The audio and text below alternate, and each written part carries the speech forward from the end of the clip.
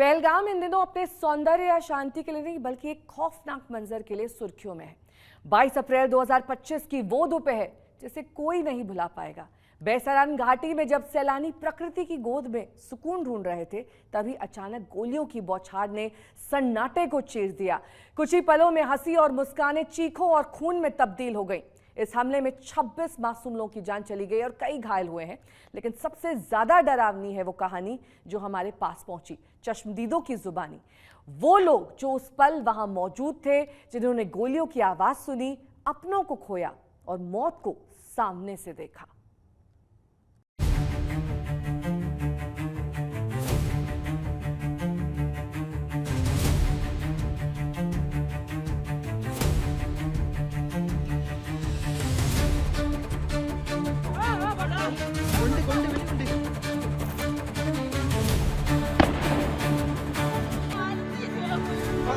पति को मार दिया।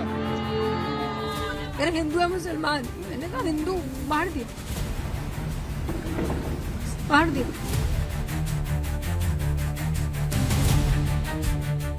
टैक्सी ड्राइवर ने बोला कि जल्दी आ जाइए, कुछ फायरिंग हो या। कलमा पढ़ना अगर आता होता तो शायद बच जाता। एक ने बोला कि मुसलमान अलग हो जाओ और हिंदू अलग हो जाओ, जेंट्स को। पहलगाम की बेसरन घाटी, जिसे सैलानी मिनी स्विट्जरलैंड तक कहते हैं,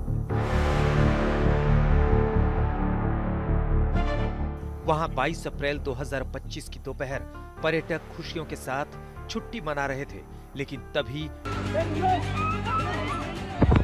कुछ ही पलों में हंसी खुशी का माहौल चीख पुकार में बदल गया।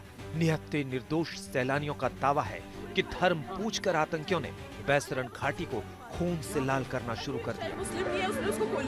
और मैं और शुभम बैठ के मैगी खाने जा रहे थे।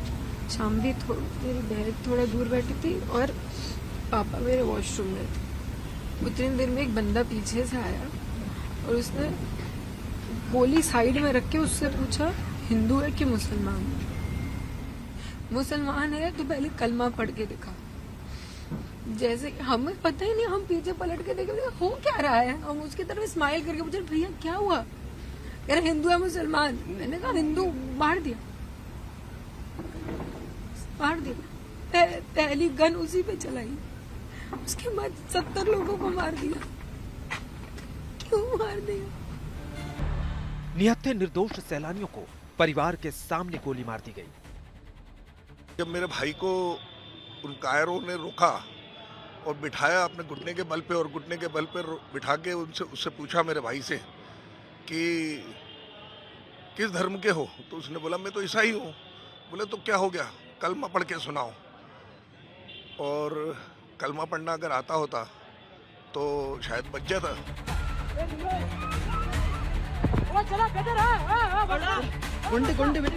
निहत्थे निर्दोष सैलानियों का दावा है कि आतंकियों ने कलमा पढ़ने को कहा और जो नहीं पढ़ पाया उसे वहीं ढेर कर दिया। कश्मीर तो बहुत अच्छा है।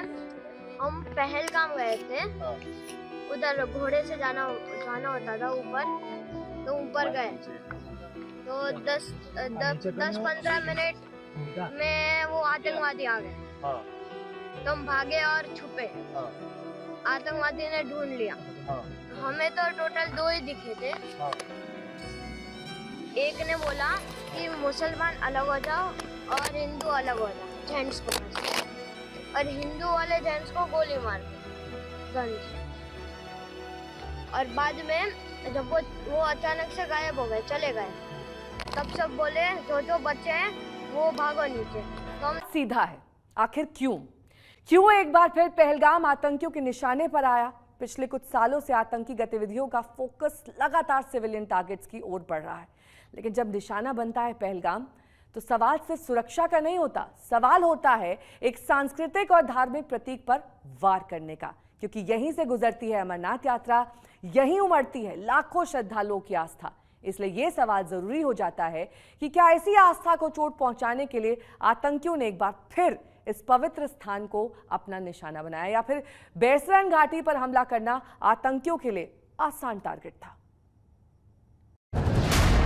मेन रास्ते पे इतना ज्यादा कीचड़ है कि चलना मुश्किल है। आमतौर पर लोग यहाँ पर टट्टुओं पर या घोड़ों पर जाते हैं, जो कि सामान्य है। अभी घोड़े नहीं चल रहे हैं इस रास्ते पर क्योंकि जो सैन्य ऑपरेशंस हैं वो चल रहे हैं। बैसरन पहलगाम का एक बड़ा सा मैदान है जो कि पहलगाम शहर के दक्षिण पूर्व में है और नदियों, घने जंगलों और कीचड़ भरे इलाकों से गुजरने वाले रास्तों से पहुंचा जा सकता है। रास्ते का बड़ा हिस्सा गाड़ियों के लिए नहीं, कुछ ऐसे हिस्से भी हैं जहां फिसलन है और एक छोटी सी गलती पर्यटकों को गहरी खाई में गिरा सकती है। पहलगाम से पर्यटक पैदल और घोड़े पर घास के मैदानों तक पहुंचते हैं। इसके अलावा ATV यानी ऑल टेरेन व्हीकल का इस्तेमाल होता है। पहलगाम से बैसरन तक पैदल पहुंचने में लगभग 1 घंटा लग सकता है। रास्ते में कोई ब्रेक नहीं मिलता। घास का मैदान चारों तरफ से गहरी घाटियों से घिरा है और ये सारी जानकारी आतंकियों के पास थी। हुआ क्या वहां पर कर रहे थे, जिसको मिनी स्विट्जरलैंड बोलते हैं, जो बेसुवेडिल मेडो है, वहां पर क्या आपने देखा, क्या सुना? हम जब वहाँ पर पहुँचे तो हम लोग, ये मेरे मित्र है, इन्होंने कहा मैं जीप लाइन से जाऊँगा, तो मैंने उससे कहा बात कर लो। उसने कहा 95 के ऊपर हम किसी को नहीं लेके जाते। तो हम लोग थोड़ा वो जो जीप लाइन का जो है ऊंचा वाला भाग वहाँ बैठे थे और जो घोड़े से हम लोग गए थे वो घोड़े वाले भी हमारे पास आकर बैठे थे। हम लोग ऐसे बात कर रहे थे, अचानक देखते हैं कि जो सेंटर लाइन में जो बीच वाला जो भाग है वहाँ पर गोली चलने की आवाज़ हुई। 1 2 3 तीसरे गोली में मैंने अपने दोस्तों को अवेयर किया कि टेररिस्ट अटैक है, भागो। और मैं सबसे पहले पेड़ के पीछे जाके छुपा। मेरा दोस्त जमीन पे सो गया था। मैंने इनको कहा वहाँ से हटो आप तेजी से। तब तक हमारे सामने एक लेडी को खत्म कर चुके थे वो लोग। लेडी को पानीपुरी वाला जो था वहाँ पर भेलपुरी वाला, मैं उससे भेलपुरी मुश्किल से 10 मिनट पहले लेके आया था। तो भेलपुरी लेके आया और हम लोग खा रहे थे और खा के हुआ और एकदम से फायरिंग की आवाज़ आई। तो हम तो मतलब एक सडनली ऐसा उम्मीद नहीं थी कि इतना शांत माहौल है, अभी इतना अच्छा सब चल रहा है, ये अचानक कैसे हो जाएगा। मगर ये बहुत दुर्भाग्यपूर्ण है।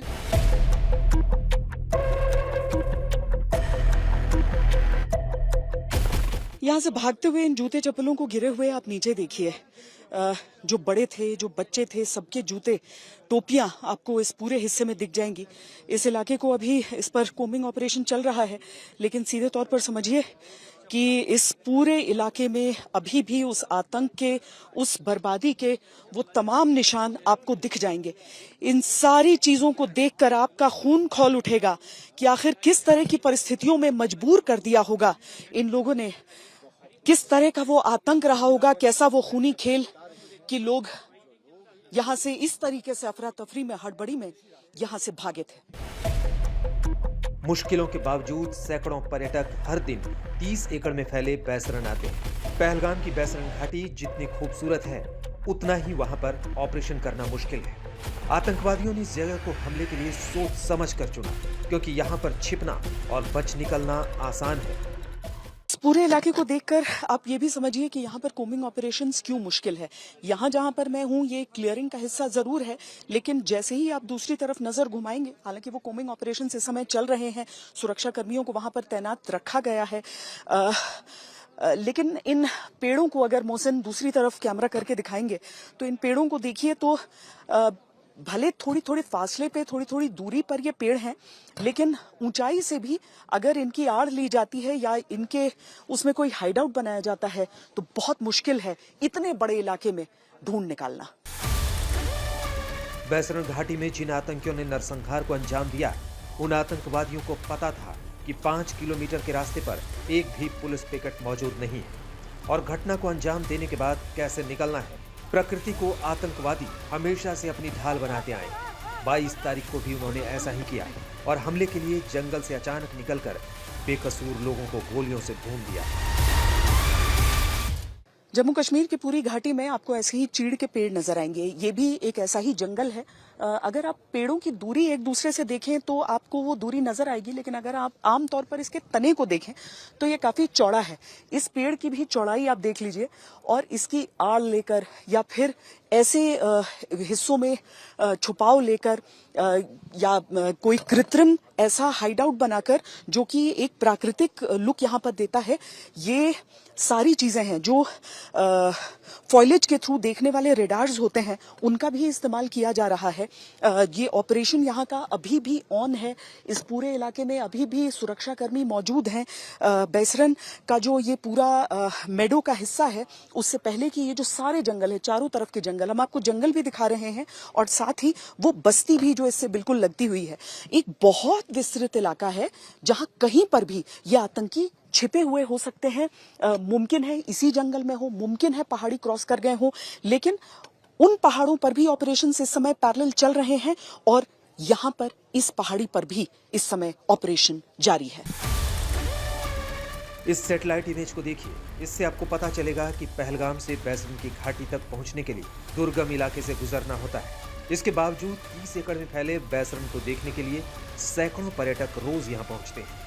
आतंकियों ने इन जंगलों में बरसों से ठिकाना बनाया हुआ है, जिसका इस्तेमाल वो हमला करने में, छिपने में करते हैं। जहां दोपहर तक चहल पहल थी, अचानक हुए आतंकी हमले के बाद बिलखते परिवार दिखने लगे। आतंकियों के हमले के बाद सामने आए इस वीडियो में साफ नजर आ रहा है कि कैसे एक जगह बिठाकर लोगों को गोली मार दी गई। समय आ गया है कि पाकिस्तान को सबक सिखाया जाए। तुरंत पाकिस्तान के ऊपर हमला करना चाहिए। जिन भी लोगों ने उनके साथ ये अपराध किया है, जघन्य अपराध किया है, उन लोगों से उसी तरीके से बदला लिया कि जो घटना हुई है, आतंकवादियों ने घटना करी है, उनको समूल नष्ट कर दिया जाए। किसी तरह जख्मियों को सड़क तक पहुंचाया गया। सड़क पर एम्बुलेंस का तांता लग गया ताकि जख्मी सैलानियों की जान बचाई जा सके। तुरंत हेलीकॉप्टर से सर्च ऑपरेशन शुरू हो जाता है, लेकिन तब तक लोगों की सांसें रुक चुकी थी।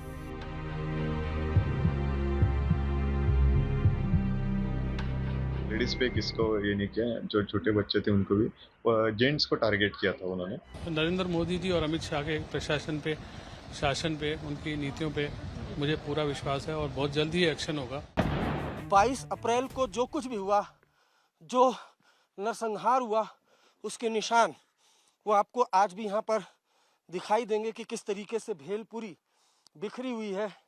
जो खाने के लिए टिफिन लेकर आए थे लोग, वो यहाँ पर यूं ही फेंका हुआ है।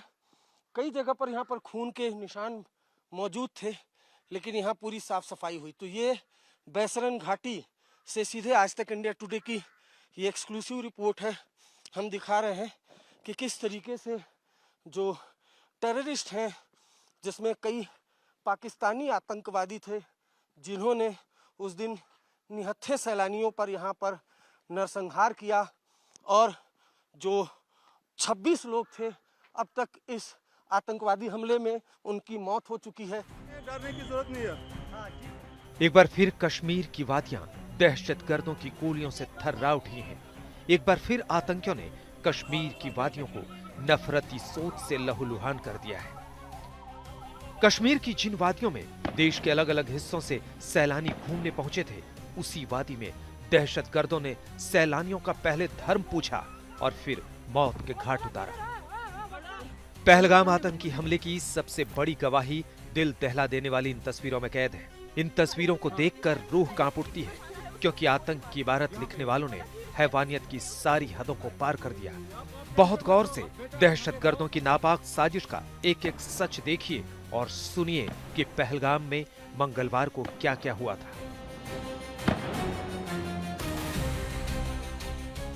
आतंक के दलदल से किसी तरह बचकर भागते लोगों के छूटे हुए जूते चप्पल की निशानी अब भी घाटी के रास्तों में नजर आती है, जो बताती है कि जान बचाना 22 अप्रैल को कितना कठिन हो चुका था।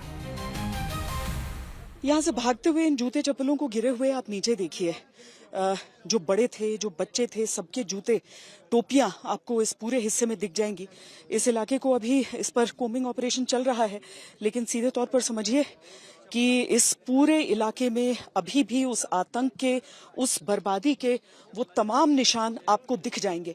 इन सारी चीजों को देखकर आपका खून खौल उठेगा कि आखिर किस तरह की परिस्थितियों में मजबूर कर दिया होगा इन लोगों ने, किस तरह का वो आतंक रहा होगा, कैसा वो खूनी खेल कि लोग यहां से इस तरीके से अफरा तफरी में, हड़बड़ी में यहां से भागे थे। मौके पर सुरक्षा बलों का नामो निशान नहीं था। तस्वीरें बताने के लिए काफी है कि दहशतगर्दों से बचाने के लिए कोई नहीं था। गोलियों से जख्मी लोग तड़पते रहे, जिंदगी बचाने की भीख मांगते रहे, लेकिन यहाँ खौफ के सिवाय कुछ नहीं था। मैं सरकार से यही चाहता हूँ कि मोदी जी, अमित शाह जी, ये जो घटना बनी है उसकी कड़ी से कड़ी सजा दिलाई जाए उसको, आतंकवादी को, और इससे भी बड़ा एक एयर स्ट्राइक करके उसको खत्म किया जाए। उनको सरेआम ऑन स्पॉट निपटा दिया जाए, क्योंकि कानूनी पेचीदगी में बहुत फंस जाएंगे अपन, और अपना पैसा वो पब्लिक को गलत इंटेंस जाएगा, तो इसलिए ऑन स्पॉट पे इनको तो निपटा दिया जाए। दहशतगर्द पूरी तैयारी के साथ आए थे। आतंकियों का टारगेट पहले से तय था।